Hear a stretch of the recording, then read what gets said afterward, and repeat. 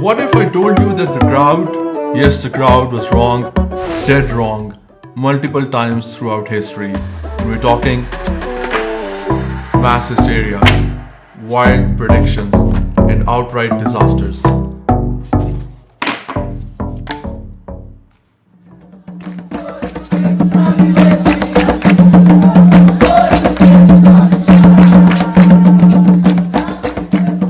In this video, we're diving into 5 times the crowd got it completely wrong.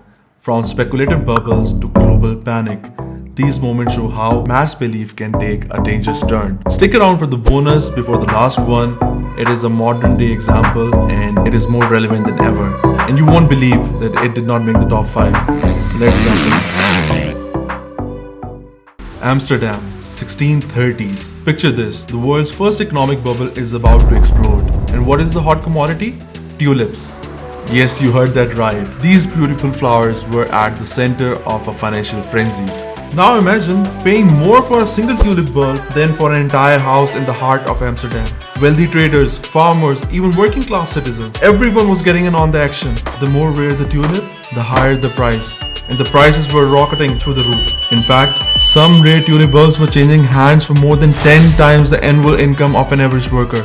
Think of it like a multi-million-dollar investment today, except it's a flower. But as the prices kept rising, so did the speculation. People were not just buying tulips for their beauty anymore. They were betting that the prices would keep climbing forever. It was not about the tulips anymore. It was about making a profit. It was like a giant poker game. People were flipping tulip bulbs like stocks and everyone thought they were invincible. But here's where the story takes a dramatic turn. The unthinkable happened. The tulip market collapsed overnight. In February 1637, the price of tulips fell by 90% in a matter of weeks. Thousands of investors who had bet everything on the rising value of tulips were left with nothing. The crash was so sudden that people could not even sell their tulips to recover their losses. Houses were sold, debts skyrocketed, and many families were ruined.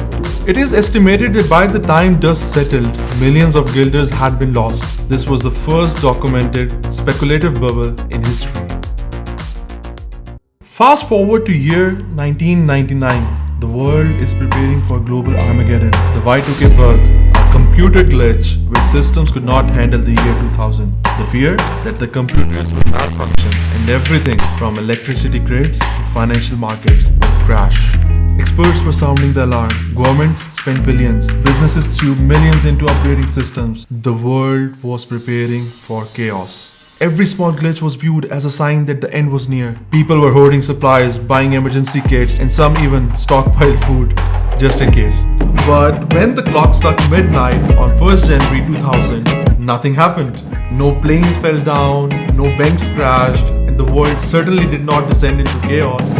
Sure, there were minor glitches, but the predicted doomsday never arrived. The world spent billions of dollars on an issue that ended up being overblown.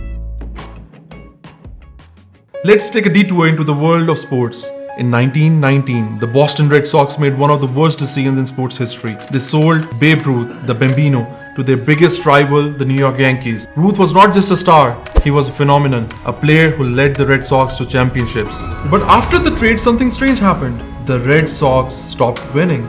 For 86 years, the team could not clinch another World Series title. Fans were convinced the Yankees had cursed them by taking away Ruth's magic. The curse of Babe Ruth became an infamous narrative in baseball lore. For 86 years, Red Sox were good, but never good enough. The myth of the curse took hold. They came close, but always fell short. In 2004, the Red Sox were again on the verge of elimination in the American League Championship Series against the Yankees, but they came back. They went on to win the World Series, breaking the curse once and for all. The curse was not real, but the power of belief was. The fans and the teams were so entrenched in the myth, they carried it with them for over 80 years. Step into the 1800s when medical science was still steeped in superstition. The germ theory of disease was nothing more than a wild idea. Doctors did not understand that invisible microorganisms were the cause of disease. Instead, they clung to outdated beliefs like bad air causing illness. Enter Ignaz Semmelweis, a Hungarian doctor who noticed that the women giving birth in the hospital were dying at high rates from puerperal fever. He made the revolutionary suggestion that doctors should wash their hands before delivering babies, but he was laughed off. Doctors refused to believe that germs were the cause, even though Semovos saved countless lives in the process. The germ theory was not accepted by the medical community until the late 19th century when Louis Pasteur and Robert Koch proved its validity. But by then, many lives had already been lost to outdated practices. And just when you thought it cannot get more surprising, and before our last entry, here's the bonus: the COVID-19 misinformation. A global health crisis that also became a battle for the truth. As the virus spread, so did a flood of misinformation, conspiracy theories, false cures, and outright denial of the virus took hold on social media. People doubted the virus, doubted the vaccines, and even ignored basic health precautions.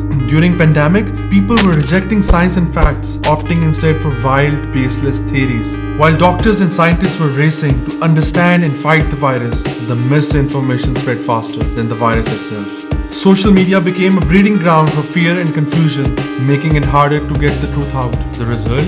People not only ignored life-saving guidance, but some paid the ultimate price. Thousands of lives could have been saved if the truth had won the battle earlier.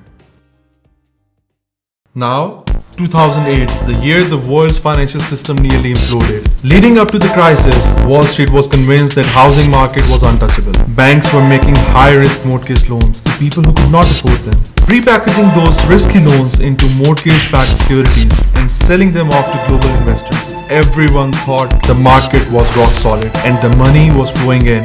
But then everything collapsed. Housing prices, which had been inflating for years, suddenly plummeted and the market fell into a free fall. The mortgage-backed securities tanked, sending shockwaves through global banks and investors who had over-leveraged themselves. These banks were considered too big to fail, but the truth was they were already holding toxic assets. As they collapsed one by one, the ripple effect was devastating. People lost their homes, jobs, and retirement savings. Entire industries were brought to their knees. The global economy teetered on the brink of collapse. The stock market saw its worst losses in decades, and the financial sector had to be bailed out with billions of taxpayer dollars.